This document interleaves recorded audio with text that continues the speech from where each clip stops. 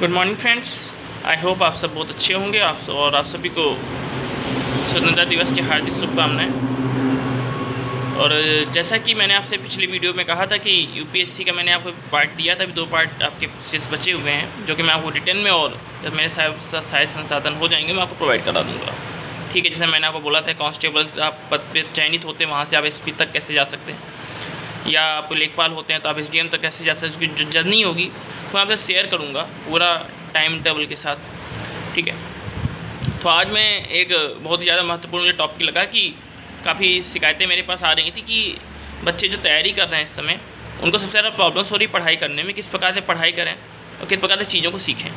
ठीक है, उसी से रिलेटेड आज मैंने बात किया है। जैसा अभी आपको सबको पता होगा, अभी सब लोगों ने यूपी SC पेट का एग्ज़ाम के लिए पेपर फॉर्म भरा हुआ है, लगभग 37 से 38 लाख फॉर्म पड़े हुए हैं। तो आप समझ सकते हैं कि कंपटीशन का लेवल क्या हो चुका है यूपी में। ठीक है, और यूपी में आपको ये पता भी होगा कि जो एग्ज़ाम्स होते हैं इसमें आपको अन्य राज्यों से भी लोग अप्लाई करते हैं। कोई बिहार से आ रहा, कोई केरला से आ रहा, कहीं से आ रहा, हर कोई अप्लाई करना चाहता है और यहाँ पे आता है। ठीक है, पहले जो कॉम्पिटिशन ज़्यादा है उसके अन्य स्टेट से लोग आते हैं और पेपर्स लीक होते हैं, तो बहुत सारे फैक्टर्स ऐसे हैं जिसकी वजह से हमारा कट ऑफ भी बढ़ता चला जाता है और धांधली भी बहुत ज़्यादा होती है, जैसा कि सबको पता है ये चीज़ें। तो इस माहौल में, इस डिप्रेशन में, इस परेशानियों में हम किस प्रकार से पढ़ाई करें। फर्स्ट थिंग कि यूपी में आप कोई पेपर दे रहे हैं तो आपको पॉजिटिव रहना पड़ेगा। ठीक, अगर आप नेगेटिव हैं तो आप यूपी में पेपर नहीं दे सकते हैं। आप कई बार पेपर क्लियर भी करेंगे, आपको हो सकता है कि आपको सिलेक्शन ना हो। बहुत सारे फैक्टर्स ऐसे आते हैं, लेकिन यहाँ पर कर्म अधिकार रस्ते माँ फलेश कदाचन, ये आपको दिमाग में रखना होगा। आपको निरंतर तत्पर होकर प्रयास करने होंगे, जिनको रोकना नहीं होगा, क्योंकि आपने प्रयास रोक दिए तो हो सकता है कि आपको कभी गवर्नमेंट जॉब ना मिले। प्रयास करेंगे, कुछ सीखेंगे और कुछ बढ़ेंगे और कुछ आगे आने वाले अपने छोटे भाई बहनों को समझाएंगे, सिखाएंगे। हम लोगों को गाइड भी कर सकते हैं, क्योंकि हमको ज़िंदगी की असफलताएँ भी बहुत कुछ सिखाती हैं और असफलताओं से हमको सीख मिलती है और हमको निरंतर प्रयास करते रहना चाहिए। पहली चीज़ कि अगर यूपी SC पेट एग्जाम के पैटर्न की बात की जाए तो आपको पता होगा लगभग 50 क्वेश्चन जीके के आते हैं, जिसमें करंट अफेयर भी आपको इंक्लूड रहता है, स्टैटिक जीके भी रहता है। सेकेंड रहता है हमारा मैथ्स के 25 क्वेश्चन आते हैं। 5 क्वेश्चन हमारे रीजनिंग के होते हैं, हमारे 80 हो गए। उसके 15 क्वेश्चन हमारे हिंदी के होते हैं एंड हमारे 5 क्वेश्चन होते हैं इंग्लिश के। और टोटल क्वेश्चन होते हैं 100 और 100 मार्क्स का पेपर होता है और 1/4 माइनस मार्किंग होती है। मीन्स अगर आपने 100 क्वेश्चन किए हैं, 4 क्वेश्चन आपने गलत कर दिए, 4 क्वेश्चन के तो नंबर कटने ही कटने, एक क्वेश्चन आपने जो सही किया उसका भी नंबर कट जाएगा। मैं 95 आप सिक्योरिटी होगी। 4 क्वेश्चन आपने गलत कर दिए तो एक का वो भी कटेगा, और 5 क्वेश्चन गए आपके। ठीक है, 5 नंबर आप जा चुके हैं। तो कहने वाला यहाँ पर यही है कि हम किस प्रकार से अपनी चीज़ों को मैनेज करें, किस प्रकार से हम पढ़ाई करें, क्योंकि आपको पता होगा कि अब एग्ज़ाम्स का लेवल बढ़ता जा रहा है, कंपटीशन का लेवल बढ़ता जा रहा है। ये पेपर भी जो बच्चे दे रहे हैं उनमें कई यूपी PCS की प्रिपरेशन कर रहे हैं, कोई लोअर PCS की प्रिपरेशन कर रहा है, कोई UPSC की भी प्रिपरेशन कर रहा है। तो आप समझ सकते हैं कि पेपर का स्टैंडर्ड क्या हो रहा है। हर पद पर कंपटीशन बढ़ चुका है और आपको पता 40 साल तक की एज तक की पेपर आप दे सकते हैं। तो आप समझ सकते हैं कि क्या होगा। लेकिन ऐसा नहीं कि पेपर नहीं निकलेगा, क्योंकि यहाँ पे जंग हमारी खुद से है। अगर अपने आप में सुधार लें आए, समय से इम्प्रूवमेंट लें आए, तो यहाँ हमारी लड़ाई उन 37-38 लाख लोगों से नहीं है। हमारी लड़ाई हमसे स्वयं से, हमसे खुद से है। अगर हम प्रतिदिन अपने ऊपर काम करेंगे सही ढंग से, निरंतर रूप से, कंसिस्टेंसी के साथ, तो मेरा मानना है कि पेपर ज़्यादा टफ नहीं होगा। लेकिन अगर आप दूसरों को देख के चलेंगे, अगर आप बाइक चलाते हैं रोड पर, अगर दूसरे की बाइक देख के चलाएं तो कॉमन से एक्सीडेंट होने के चांसेस बढ़ जाते हैं। लेकिन आप खुद को देख के चला रहे हैं तो आपको एक्सीडेंट के चांस कम हो जाएंगे। तो वही यहाँ पर भी सीन है, बहुत सारे लोग भगेंगे, बहुत सारी चीज़ें होंगी। तो बस आपको खुद पे फोकस रखना है, आपको कुछ नहीं सोचना, आपको शांत रहना पहली चीज़। अब मैं बताऊँगा कि पेट में जीके पढ़ने के क्या तरीके हैं, किस प्रकार से हम जीके की तैयारी करें। सबसे पहले जैसा कि मैंने तैयारी करनी शुरू की थी, जैसा कि आप में से कई बच्चे साइंस साइड के स्टूडेंट, कोई BSc किया होगा, BTech किया होगा, कोई भी 12th में PCM से रहा होगा। सबसे ज़्यादा प्रॉब्लम ये आती है हमारे साथ कि हम साइंस साइड स्टूडेंट्स को जीके एक बोरिंग सब्जेक्ट लगता है, हमको नींद आने लग जाती है। हमको वही हड़प्पा, वही मोहनजोदड़ो, वही सिंधु घाटी नहीं अच्छा लगता। आप कैसे इंटरेस्ट डेवलप करें? आपके पास वो चीज़ है, मैं बता रहा हूँ क्या। आपने साइंस पढ़ी होगी, साइंस अच्छी लगती थी। जैसे मैंने कैसे तैयारी किया, मैं अपने बारे में बताता हूँ। मुझे संविधान का जो पोर्शन होता था, धाराएँ होती, जो अनुच्छेद होते थे, मुझे उनमें बहुत ज़्यादा इंटरेस्ट था। तो मैंने लुसेंट की बुक लेकर रखी थी और लुसेंट की बुक में मैंने इस प्रकार से पढ़ाई करना शुरू किया था कि मुझे उसमें संसद, राष्ट्रपति, कार्यपालिका, उपराष्ट्रपति, राष्ट्रपति का चुनाव, इन सब चीज़ों मैंने पढ़ना शुरू किया। फिर मेरा उसमें इंटरेस्ट बढ़ने लग गया जीके में धीरे धीरे। पहले इंटरेस्ट जगाया मैंने अपना कि क्या कर सकते हैं। मैंने कुछ ऐसा नहीं किया कि आज हिस्ट्री पढ़ लिया, कल ज्योग्राफी पढ़ लिया, परसों मैंने कॉन्स्टिट्यूशन पढ़ा, ऐसा कुछ भी नहीं था। फर्स्ट थिंग कि जैसे कि कभी कभी मैं आपको एक उदाहरण दे के बताना चाहता हूँ। कभी कभी हम लोग घर में तो खाना खाने का मन नहीं करता हमारा। खाना खाने जब मन नहीं करता तो खाने में बहुत सारी चीज़ें आती सामने। रायता हो गया, पापड़ हो गए, पनीर हो गया, मान लीजिए आप कह सकते हैं कि चटनी होगी, सब हो गया। तो जैसे कि क्या होता है, मुझे खाना खाने मन नहीं, खाना तो खाना है भाई, नहीं खाएंगे तो कमजोरी आ जाएगी, या जब तबीयत ख़राब होती है हम लोग नहीं खाते हैं। तो सबसे पहले जब हम उस चीज़ को छुएंगे जो हमको ज़्यादा पसंद है, लाइक मुझे पापड़ उसमें अच्छे लगते हैं, मैंने पापड़ खाया थोड़ा सा जो जीभ की कणिकाएँ हुई वो थोड़ा एक्टिव हुई, स्वाद कणिकाएँ। उसके बाद फिर मैंने थोड़ा सा मैं चटनी की तरफ गया, फिर मैं थोड़ा पनीर की तरफ गया। इस तरह करते करते करते क्या हुआ कि मुझे खाना अच्छा लगने लग गया, मैंने खाना खाना स्टार्ट कर दिया। ठीक, मेरा मन होने लग गया, कि तो मन नहीं होता ना, मन बनाना पड़ता है। उसी प्रकार से पढ़ाई भी होती है। तो जीके की बुक आपके लिए लुसेंट वाली, मेरा मानना है कि एक उसी तरह खाने की थाली की तरह है, जिसमें आपको हिस्ट्री भी मिलेगा, आपको ज्योग्राफी भी मिलेगा, इसमें आपको पॉलिटी भी मिलेगा, सब कुछ मिलेगा। लेकिन होता यहाँ पर ये है कि हम क्या पढ़ें, वो क्यों पढ़ें और कैसे पढ़ें।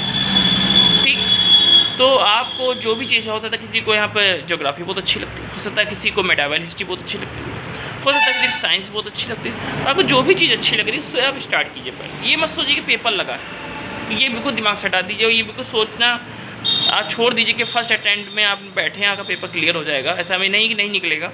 लेकिन आप ये दिमाग से तो हटा दीजिए कि मुझे तुरंत तत्काल चाहिए।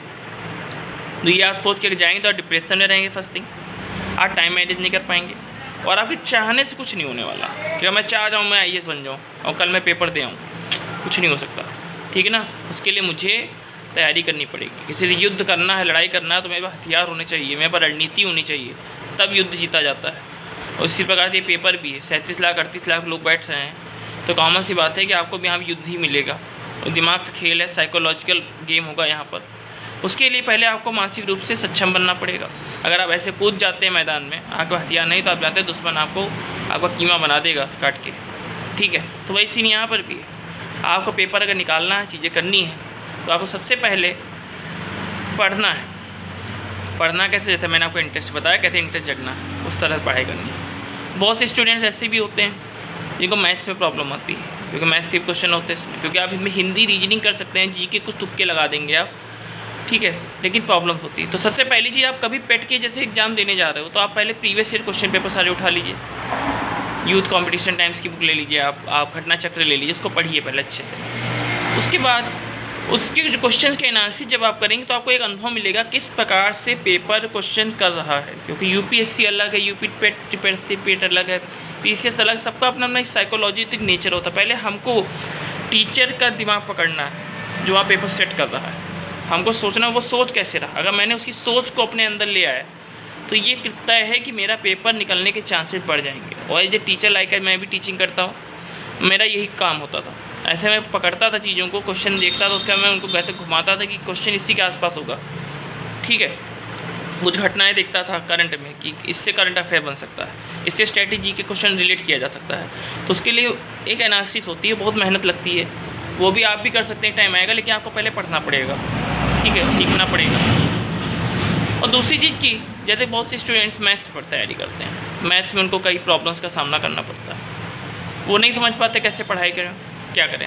बहुत सी कोचिंग्स ऐसी भी हैं जहाँ XY XZ लेके चलते हैं। क्योंकि मेरा मानना है कि आप इसमें कई स्टूडेंट ऐसे होंगे जो कि SSC की भी तैयारी कर रहे होंगे, आपको पता है XYZ मान के चलोगे तो पेपर में क्या होने वाला है, आप खुद समझदार हैं।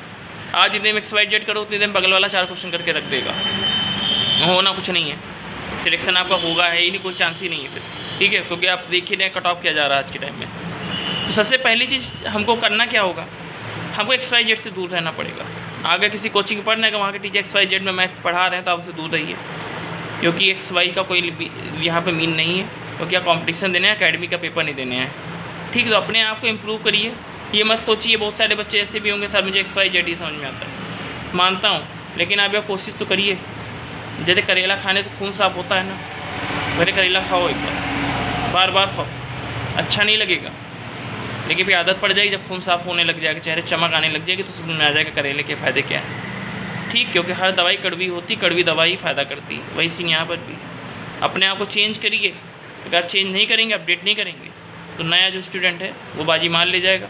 आप 5 साल से XYZ पढ़ रहे थे, आप वहीं पर वहीं हैं, और नए वाला आके 6 महीने पेपर निकाल के चला जाएगा।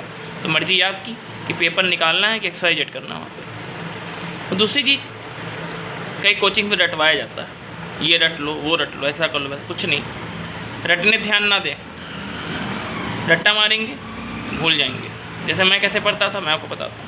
आपसे कहा जाए सती प्रथा का अंत किसने किया, आपको नहीं याद, मुझे याद। सती माने शतक, शतक जो सेंचुरी लगाई जाती मैच में, और Bentinck bat, Lord William Bentinck ने सती प्रथा को ख़त्म किया।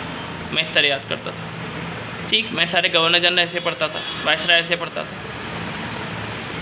ठीक है ना। और जैसे कहा जाए कांग्रेस की जो स्थापना उस समय कौन सा गवर्नर जनरल था, तो आपको नहीं याद होगा, तो मैं ऐसे याद करता था। कांग्रेस की स्थापना में किसी की स्थापना तो लोग खुश होते हैं, ढपली बजाते हैं, ढपली तो डफरिन, लॉर्ड डफरिन, क्लियर। इस तरह मैं चीज़ों को रिलेट करके पढ़ता था, और मुझे आज तक चीज़ें याद है, मैं नहीं भूल सकता, भूल ही नहीं पाऊँगा।